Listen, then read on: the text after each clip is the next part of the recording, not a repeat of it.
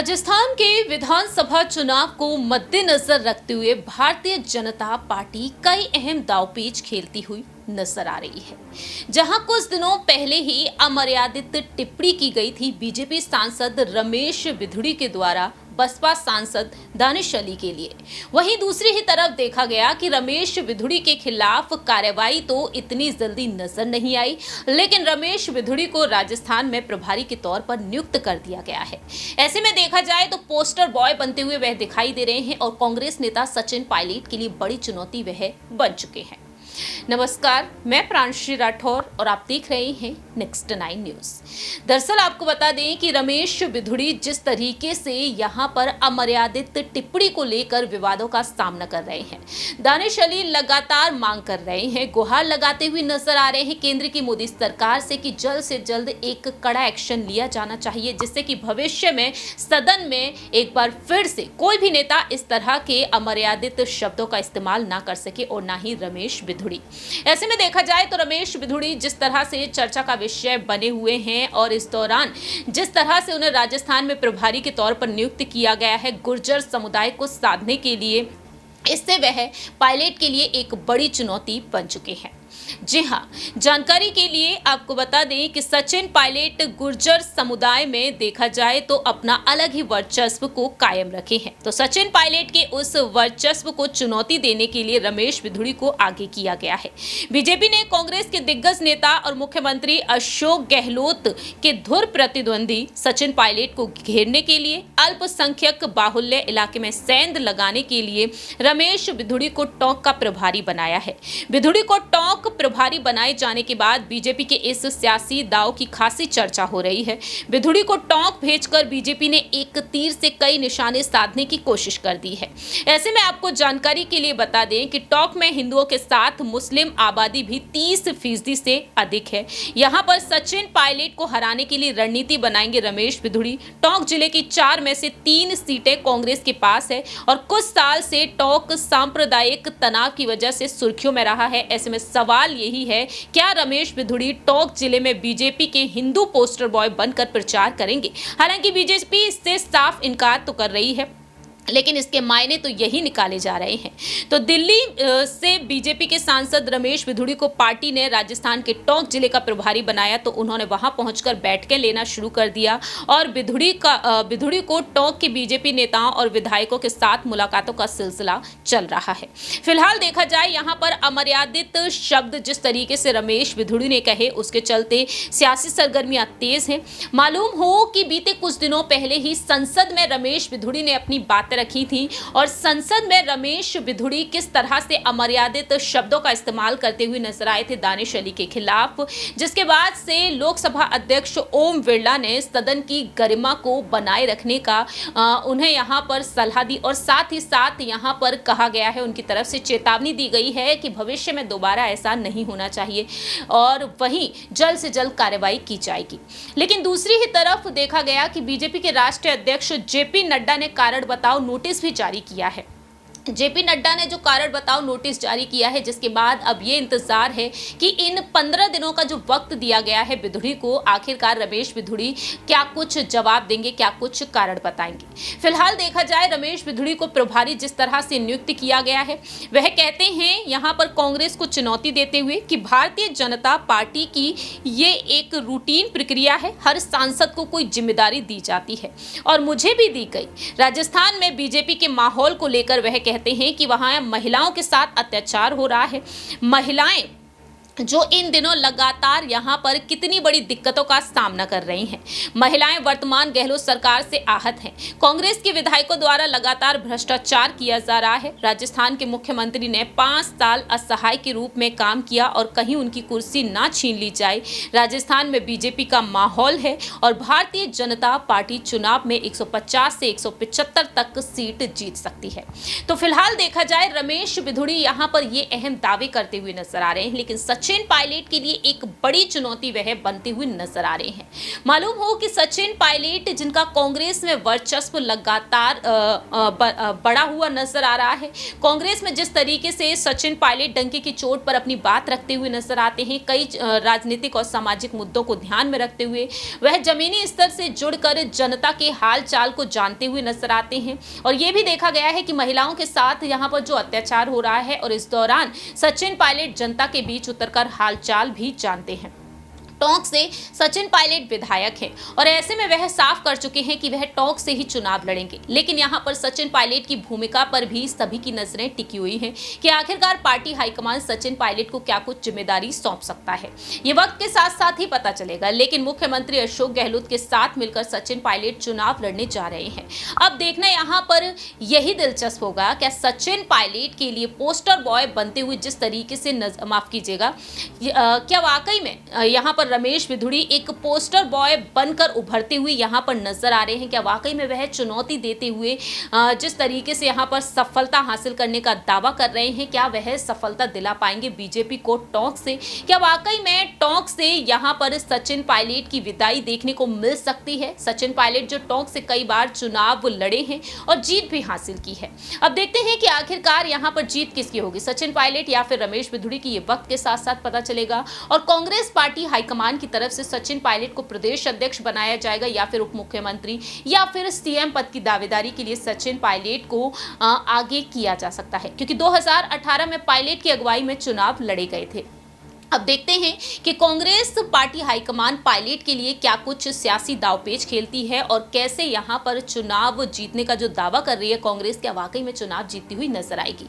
लेकिन जनता क्या कुछ कहती है रमेश बिधूड़ी के बारे में और सचिन पायलट का क्या कुछ कहना है इन चुनाव को लेकर, सुनिए जरा।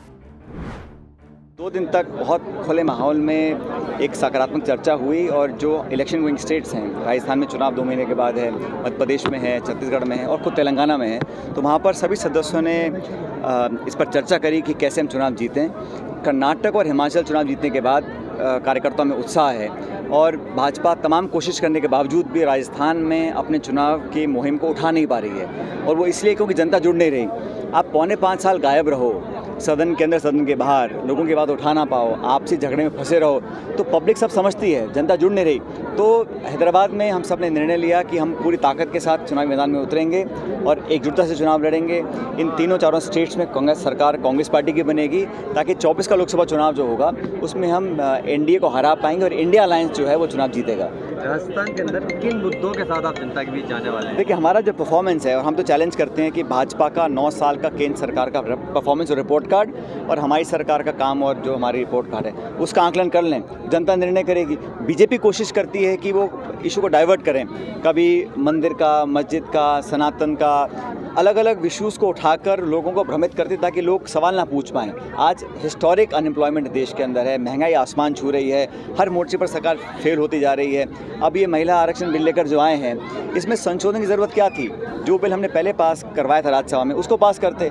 अब ये 6-7 साल आगे होगा, पहले जनगणना होगी, फिर परिसीमन होगा, फिर आरक्षण लागू होगा, तो इतनी पहले इसको करने सिर्फ वावाई लूटने का था। अगर सच में इंटेंशंस क्लियर होते और वो चाहते कि लागू करें तो अभी कर सकते थे, इसमें अड़चन क्या थी?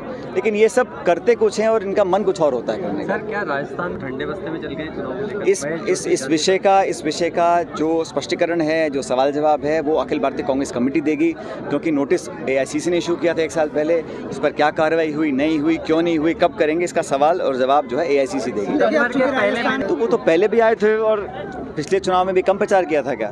2018 के जो विधानसभा चुनाव थे उस टाइम भी सारे प्रधानमंत्री भी आए, मुख्यमंत्री भी आए, सारे नेता आए थे, लेकिन अंत में जनता ने चुनाव कांग्रेस पार्टी को जिताया था। इस बार भी वो इसलिए उनको बार बार आना पड़ रहा है क्योंकि यहाँ के जो क्षेत्रीय नेता हैं उन पर शायद केंद्र नेतृत्व का भरोसा नहीं है और शायद उनके कहने से लोग जुड़ भी नहीं रहे हैं। अब वो यात्राएं निकाल रहे हैं, लेकिन जो प्रभाव पड़ना चाहिए यात्राओं का, मैं समझता नहीं कि यात्राओं का प्रभाव पड़ रहा है जनता के बीच में। लड़ने को लेकर लगातार किसको असमंजस है? एक मैसेज है कि देखो, हमारी पार्टी में क्या है कि हर व्यक्ति, चाहे वो कितने बड़ा पद पर हो संगठन सरकार में, अंतिम निर्णय पार्टी AICC लेती है, कौन व्यक्ति क्या जिम्मेदारी निभाएगा, किस पद पर रहेगा, कहाँ से चुनाव लड़ेगा, और ये अंतिम निर्णय बहुत जल्द पार्टी ले लेगी, लिस्ट जारी करेंगे। मुझे लगता है कि अक्टूबर के महीने में कांग्रेस पार्टी की लिस्ट आ जाएगी, कौन कहाँ से चुनाव लड़ रहा है। लेकिन मैं तो हमेशा ये कहता हूँ कि जो मैं पिछली बार यहाँ से लड़ा था चुनाव टोंक से, लोगों ने ऐतिहासिक जीत कराई थी, तो मैंने ये आग्रह आज मतदाताओं से भी किया, लोगों से, कार्यकर्ताओं से कहा है कि पहले से ज़्यादा जीत यहाँ पे कांग्रेस पार्टी की हो। इसको लेकर मैं आश्वस्त हूँ।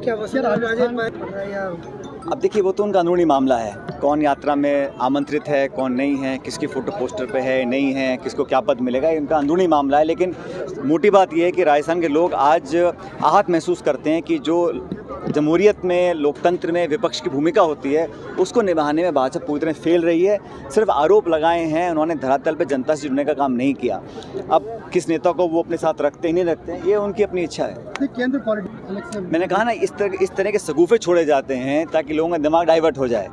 अब विशेष सत्र बुलाया, पहले बताना चाहिए था, क्यों बुला रहे हैं। ऑल पार्टी मीटिंग होती। अब जब महिला आरक्षण विधेयक पर सभी दलों की आम राय है, तो ये लुका छुपी का खेल क्यों खेला गया? छुप छुप कर रात में अनाउंस करना और ये सस्पेंस बना के रखना, विशेष सत्र बुलाना, इस तरह के सगुफे छोड़ देना, ये भाजपा की पुरानी आदत है। हम तो मुद्दे की बात करते हैं, विकास की, नौजवान की, महंगाई की, डेवलपमेंट की। वो इशू पे भाजपा चर्चा नहीं कर सकती क्योंकि रिपोर्ट कार्ड खाली है केंद्र सरकार की। और राजस्थान में भी भाजपा, मैं समझता हूँ, मुद्दाहीन है, सिर्फ सत्ता हासिल करने के लिए लोगों के बीच में जा रहे हैं। टोंक से चुनाव लड़ने के लिए आपका दिल क्या कहता है?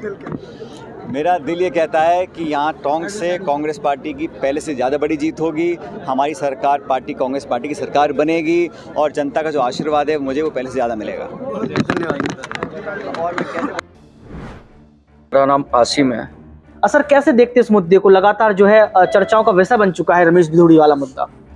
देखिए, ये तो अब से नहीं, जब से बीजेपी सन 14 से आई है तो कुछ ना कुछ होता ही चला आ रहा है। और ये जो इस वक्त इन्होंने भदौड़ी ने कहा है, मैंने खुद पार्लियामेंट की वो देखी है, ये इतनी गंदी जबान इस्तेमाल करी है, इससे मुल्क का नाम रोशन नहीं होगा। दुनिया में मुल्क का नाम जो है नीचे की तरफ जाएगा, कीचड़ में। और मोदी जी इसको अच्छा समझ रहे हैं क्योंकि कमल का फूल तो कीचड़ में खिलता है, तो वो कीचड़ के लोग कीचड़ ही में रहेंगे। उनको कब अच्छी जबान आएगी? अगर दानी शरीफ चाहते, अच्छे खानदान के थे, चाहते तो वो भी उसी तरह की जबान इस्तेमाल कर सकते थे। लेकिन नहीं, फर्क है इंसान के अंदर। उन्होंने ये बता दिया कि मैं किस जगह का रहने वाला हूँ, किस जगह में पैदा हुआ हूँ, उन्होंने अपनी बता दी। उससे पता लग गया कि उनके ऊपर जो कहते हैं उनके खानदान के लोग कैसे थे, वो उन्होंने बता दिया हमें इस तरह के लोग हैं और हमें यही जबान आती है। अच्छा, भाजपा ने अभी तक कोई बड़ी कार्रवाई नहीं की है, इसको लेकर आप क्या कुछ कहेंगे? देखिए, भाजपा ने आज तक क्या कार्रवाई की? उससे पहले और भाजपाइयों के नेताओं ने इतनी गंदी जबानें इस्तेमाल करी हैं, उनके खिलाफ क्या करा है? रेपियों के साथ क्या इस्तेमाल करा है उन्होंने? उनको ये इस मुल्क से कोई वफादारी नहीं है, उनके नहीं है। वो तो कहते हैं मुल्क टूटे तो टूटे, लेकिन हमारे जो लूटने का अंदाज है ना, कि जो कहते हैं ना ये कि जी अंग्रेज लूट के ले गए, ये लूट के ले गए, वो लूट के ले गए, ये भी वही काम कर रहा है अंग्रेजों वाला। ये भी लूट के कहीं ना कहीं चले जाएंगे, झोला उठा के भर के, झोले में सारी चीजें भर के चले जाएंगे। ये कहते हैं हम तो चौकीदार हैं। वही तो, चौकीदारी तो चोरी कर रहा है ना हर चीज की। तो मुल्क कहाँ बचेगा? चौकीदार ऐसे थोड़ी होते हैं। चौकीदार के लिए जो लोग चौकीदार रखते हैं, उन पे जो पैसा खर्च करते हैं, वो इसलिए तो करते हैं कि हम महफूज रहे। ये तो ऐसा चौकीदार आ गया कि मुल्क को ही तबाह कर रहा है। किसी चीज पे इसका ध्यान ही नहीं है। बस इधर फोटो खिंचवा लूं, उधर फोटो खिंचवा लूं, वो औरत अच्छी लगे तो वहां जाके हाथ मिला लूं, ये कर लूं, वो कर लूं। ये तो ये इसमें लगा भाई, हम देखते हैं सारा यूट्यूब के अंदर आता है, सारी चीजें दिखाते हैं। तो ये तो मुल्क की बदनामी है भाई। आप देख तो जितने भी बीजेपी के नेता हैं, रेपिस्ट औरतों का, कहाँ ये लेडीज का इतना वो इज्जत वकार करते हैं? कहाँ करते हैं? सैयद पुणे वाला है और ब्रजभूषण शरण सिंह यहाँ लगातार समर्थन कर रहे हैं रमेश भिदुड़ी का। तो वो तो करेंगे क्योंकि वो उसी ख्यालात के लोग हैं भाई। आप ये देखें ना, जो भी उसकी तरफदारी करेगा वो उसी ख्याल के आदमी है। और राजस्थान का प्रभारी यहाँ पर जो है रमेश भिदुड़ी को बना दिया गया है। भाई वो तो जितना आप गंदी जबान इस्तेमाल करोगे, ये लोग उसको उतने ऊपर बिठाएंगे। कल को वो वजीर आजम भी बन जाएगा। अगर यही रहा कल को वो शख्स वजीर आजम भी बन सकता है। बदलाव कैसे होगा सर फिर? बदलाव तो देखिए जी, जितनी भी अपोजिशन जमाते हैं इनको खुल के सड़कों पर आना चाहिए, पब्लिक को लाने चाहिए बाहर, नहीं तो इस मुल्क को कोई बचाने वाला नहीं होगा। गठबंधन हो गया है, इंडिया अलायंस बन गया है, आपको लगता है कि इसका कुछ फायदा मिलेगा, जीत पाएगा? देखिए ये तो वो इन्होंने कोशिश करी है, अगर उनके अंदर बाकी कोई सच्चाई है मुल्क के लिए, इंडियन गठबंधन को, तो वो बचा भी लेंगे। लेकिन अगर वो खाली वोट के चक्कर में इधर उधर के नहीं आ रहे हैं तो नहीं बच पाएगा, नहीं बच पाएगा। क्योंकि जो लोग वोट के चक्कर में आगे आएंगे तो वो तो वोटर का वो देखेंगे कि अक्सरियत किधर की तरफ जा रही है, वो भी वही बात करेंगे। हाँ, अगर मुल्क को देखना है तो इंडियन गठबंधन को भी अपना। अच्छा सर, मैं आपसे एक सवाल और पूछूंगा, लगातार देखा जाए तो देश में हिंदू मुस्लिम का माहौल बनता चला जा रहा है, क्या सच में 2014 से जब बीजेपी तब से ये माहौल बन रहा है या पहले भी ऐसा माहौल हुआ करता था? पहले नहीं हुआ इस तरह का माहौल, अगर कहीं हुआ भी होगा तो वो कहीं दूर परे अनजाने में हुआ होगा, लेकिन सन 14 के बाद से जो है ये बिल्कुल खुल के हो रहा है। और मोदी जी ने उनको तजर्बा है गुजरात के वाक़े से, जो 2002 में गुजरात में इन्होंने करा है और उनको जो वो सफलता मिली है, और सारे दंगाई लोग और जो इस तरह के गंद लोग थे वो सारे जमा हो गए, समझे? तो वो चाह रहे हैं कि हिंदुस्तान में उसी तरह का मैं माहौल बनाऊं ताकि मैं यहाँ जब तक जिंदा हूँ कुर्सी पे बैठा रहूं, समझे? वो ये गुजरात से उनको थोड़ा तजर्बा मिला हुआ है, तो वो चाह रहे हैं आगे भी ऐसा। आपने सुना इस रिपोर्ट के जरिए कि किस तरह से यहाँ पर रमेश बिधूड़ी के खिलाफ लोग उतरे हुए हैं, और दूसरी ही तरफ सचिन पायलट साफ कह चुके हैं कि पार्टी हाईकमान का जो फैसला होगा वो उन्हें स्वीकार होगा। फिलहाल हमारी इस रिपोर्ट में इतना ही, बाकी की तमाम अपडेट्स के लिए आप देखते रहिए नेक्स्ट 9 न्यूज़।